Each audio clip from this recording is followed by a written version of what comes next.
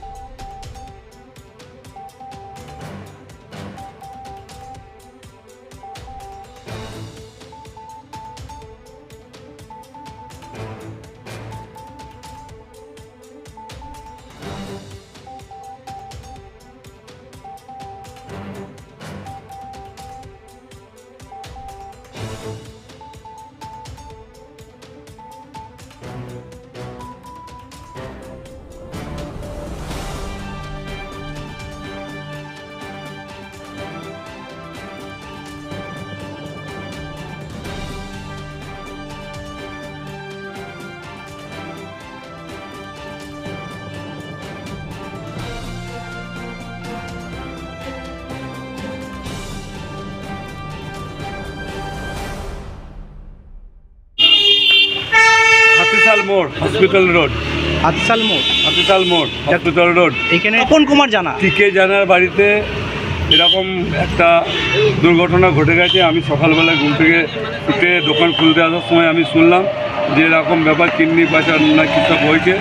ওনার বাড়ি থেকে 24 লক্ষ টাকা পুলিশ নিয়ে গেছে, হিরে, গয়না, যাবতীয় আরও অনেক কিছু সরঞ্জাম নিয়ে গেছে। ব্যাংকের অ্যাকাউন্টে নাকি কোটি কোটি টাকা শুনলাম, এইটুকুনি। হ্যাঁ, সিবিআই আমি সকালে শুনলাম 8:30 ছিল, এই মাত্র গেল সকালবেলা। না না না না, এলাকায় বেরোতো, এলাকায় বেরোতো। কিছু বোঝা যেত? আমাদের সঙ্গে তো কোনোদিন খারাপ ব্যবহার করেনি, আমাদের সঙ্গে তো ভালো ব্যবহার করেছে। এবার কার সাথে কি করেছে সেটা আমি বলতে পারবো না। সকালে নয় তো রাতে এসেছিল, যে সকালবেলা গেল। ও কি করলো বাড়িতে? দাদা চলে বলে আমি দেখি না কি করেছে, উনি পেশেন্টে কাজ করছে না। ও, ওরা ঢুকলো, আমি দরজা খুলে দিলাম। কাকে নিয়ে গেল? কাকে নিয়ে? কাউকে নিয়ে জানে ডাক্তারবাবুকে নিয়ে গেছেন? না, ডাক্তারবাবু নিয়ে যায়নি? ডাক্তারবাবু তো ছিল ওটা না। নামা। ডাক্তারবাবু ছিল না? না। কে ছিলেন বাড়িতে? দিদি। ম্যাডাম ছিলেন? ম্যাডামের সাথে কথা বলেছে? হুম। ও, কি কি বিষয় কিছু জানলো? গোটা ঘর কি না না না, আমি দেখি না, আমি যাইনি, আমি পেশেন্টের ঘরে ছিলাম। গোটা ঘর কি তো তারা খুঁজলো? তাও দেখি না, আমি পেশেন্ট, ওরা ঢুকে গেল, আমি দরজা বন্ধ করে দিলাম। আমাদের ঘর আলাদা। পুলিশ ছিল নাকি? হ্যাঁ? পুলিশ ছিল? একজন, একজন পুলিশ ছিল, আর একটা মহিলা। মহিলা ছিল। ও, কি বলছিল তারা?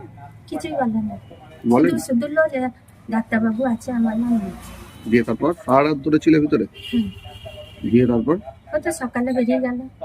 সকালে 8:30 কি করলো তারা? বলছি দেখি না, হ্যাঁ, আমি জানি না, আমি তো পেশেন্টে কাজ করছি। সিবিআই বললো নাকি? হ্যাঁ? কি সিবিআই? কি শুনলেন? আমি এমনি কিছু শুনি না, আমি ওরা ঢুকে গেল, আমি গেটটা খুলে দিলাম। কারা এসেছিল? সিবিআই বলছে?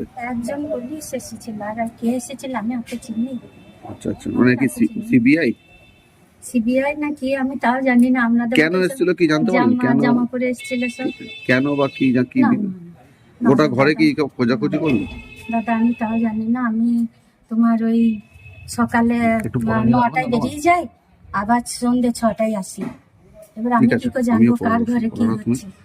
আচ্ছা, দিয়ে তারপর? হ্যাঁ? তারপর আর আমার লোগোটা কি ফেসবুক লাইভ করছো কেন? তারপর তো চলে গেল, আজ তো আমি কিছু জানি না। আচ্ছা, কতক্ষণ ছিল তারা? ছিল এই তো প্রায় নামো। মোটামুটি 7টা একটু বেশি ছিল। ওরা বেরিয়ে গেল, আর ওই দাদা দুটো এলো। কোন দাদা দুটো? ওই যে কতজন ছিল? কটা করে? কতজন ছিল অফিসার? তাও ছিল 4-5 জন ছিল। 4-5 জন ছিল। আর তো আমি বলিও না, ভয় আমি মরছি। না স্যার, বলছি তো এই তপন বাবু, কোন ডাক্তারবাবুর কি নাম? ওই তো তপন কুমার কি জানা নাকি? জান না। আর ম্যাডামের নাম?